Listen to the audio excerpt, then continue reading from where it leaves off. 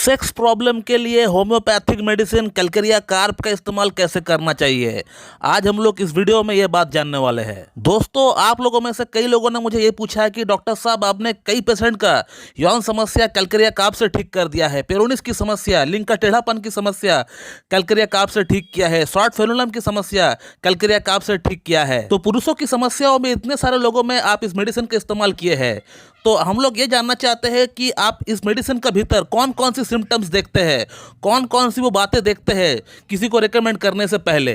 तो आज इस वीडियो में मैं आपको ये बताऊंगा कि कैलकेरिया कार्ब को सेक्स प्रॉब्लम के भीतर मैं किन सिम्टम्स के आधार पर इसको मैं प्रेस्क्राइब करता हूं और उसको इस्तेमाल कैसे करना चाहिए, ये भी हम लोग जानेंगे। तो सबसे पहले मैं आपको ये बताना चाहूंगा कि दोस्तों, कैलकेरिया कार्ब जो होम्योपैथिक मेडिसिन है, ये एक बहुत बड़ी पॉलीक्रस्ट, बहुत बड़ी एंटीसोडिक रेमेडी है। डॉक्टर सैमुअल हैनेमन की एक बहुत बड़ी खोज है ये मेडिसिन। और ये मेडिसिन सिर्फ यौन समस्या के भीतर काम में आती है ऐसा नहीं, ये इसको छोड़कर हजारों प्रॉब्लम में काम में आती है। कैंसर जैसा प्रॉब्लम भी ठीक कर सकता है ये मेडिसिन। दोस्तों, कैलकेरिया कार्ब को रेकमेंड करने से पहले मैं पेशेंट का भीतर सिर्फ 5 सिम्टम देखता हूँ, और यदि ये 5 सिम्टम मुझे मैच होता हुआ दिख जाता है पेशेंट का भीतर, तो मैं 1 मिनट भी समय नहीं लगाता हूँ इसको रेकमेंड करने से।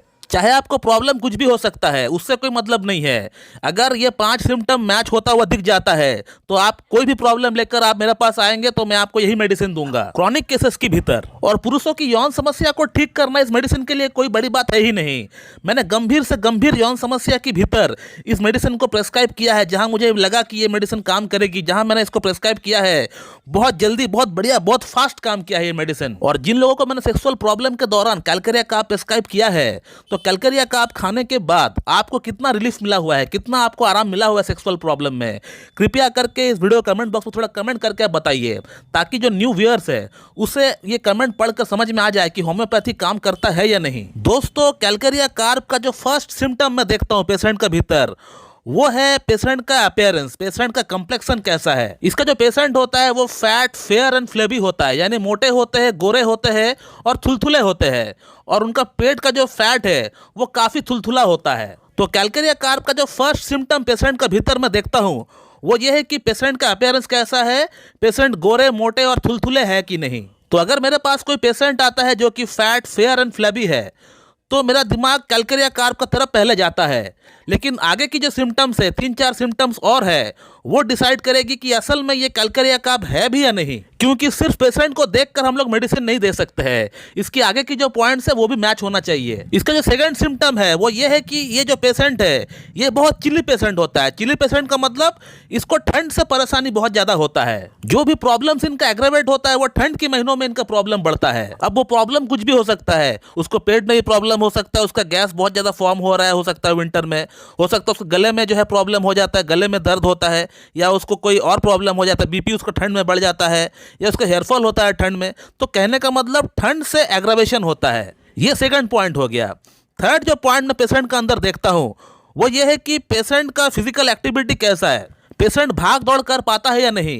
क्योंकि कैलकेरिया कार्ब का जो पेशेंट होता है उसको थोड़ी सी चलने में ही उसका सांस फूलने लगता है, और फेस से पसीना बहुत ज्यादा आता है, सर से इनको पसीना बहुत ज्यादा निकलता है। पेशेंट आपको खुद कहेगा कि सर मुझे पसीना बहुत ज़्यादा आता है, लेकिन सर से आता है पसीना, थोड़ा सा अगर मैं चाय पी लेता हूं तो मुझे पसीना बहुत ज़्यादा आता रहता है। तो थर्ड सिम्टम यह है कि पेशेंट भागदौड़ वाली काम बिल्कुल नहीं कर पाता है, उसको घबराहट होती है, बेचैनी होती है, इसको सांस फूलता है, और उसी के साथ उसको फेस में, उसका हेड से उसको पसीना बहुत ज़्यादा आता है।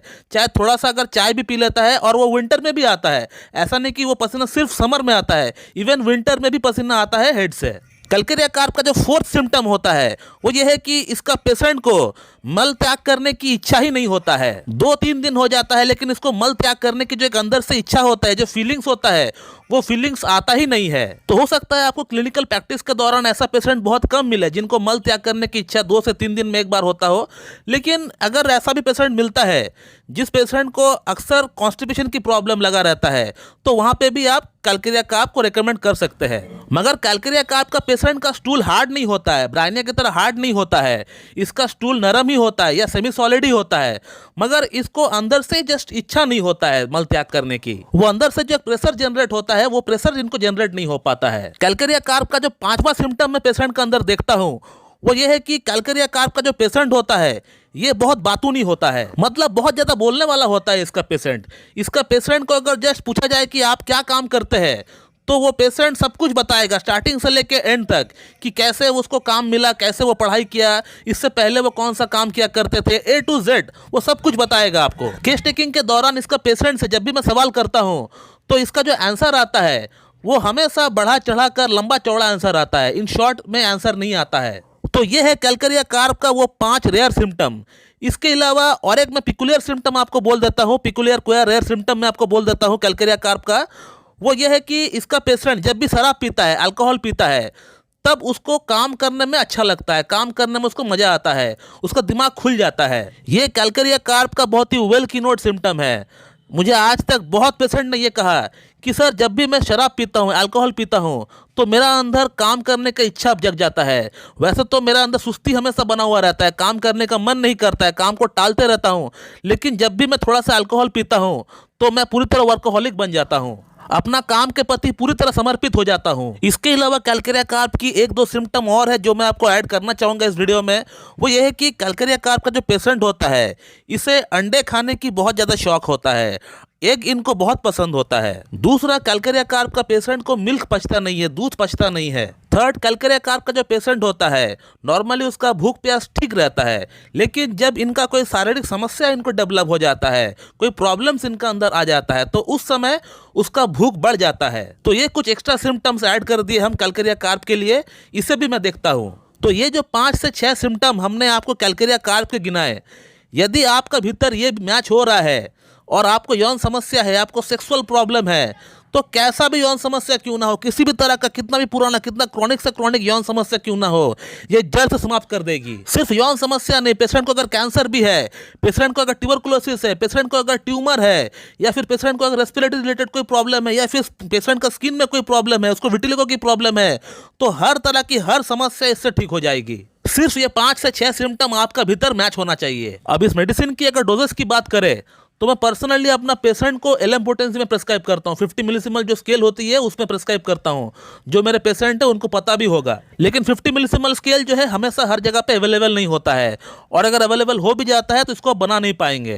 तो आप एक काम कर सकते हैं, यदि आपका भीतर ये सिम्टम मैच होता है तो आप कैलकेरिया कार्प को 6H पोटेंसी में लेकर आइए, 6 पावर में लेकर आइए, और उसका 2-2 बूंद सुबह, दोपहर, शाम आप कंटिन्यू 1 महीना आप लीजिए। कंटिन्यू 1 महीना लेने के बाद आप कैलकेरिया कार्प को 30 पोटेंसी में लेकर आइए और 2-2 बूंद सुबह शाम करके लीजिए। इसको भी कंटिन्यू आप 1 महीना लीजिए। उसके बाद इसको भी 1 महीना लेने के बाद आप कैलकेरिया कार्प 200 पोटेंसी में लेकर आइए और उसका 2-2 बूंद हफ्ते में 1 बार करके आप लीजिए। कैलकेरिया कार्प 200 को भी आप 1 महीना लेकर बंद कर दीजिए। और इसका मेडिसिन को इस्तेमाल करने का तरीका ऐसा होता है, 2 बूंद 2 चम्मच पानी के साथ आपको मिलाकर पीना पड़ेगा, डायरेक्ट अपना जीभ पे मत डालिए आप। इतना में ही आप देख पाएंगे कि आपका यौन समस्या काफी हद तक ठीक हो चुका है। और यदि पूरी तरह ठीक नहीं हो रहा है तो आप आगे का ट्रीटमेंट किसी एक अच्छी क्लासिकल MD होम्योपैथ के पास जाकर करवा लीजिए तो ठीक हो जाएगा। तो दोस्तों मैं इस वीडियो को यहीं पे एंड करना चाहूंगा। So thank you very much and have a good day.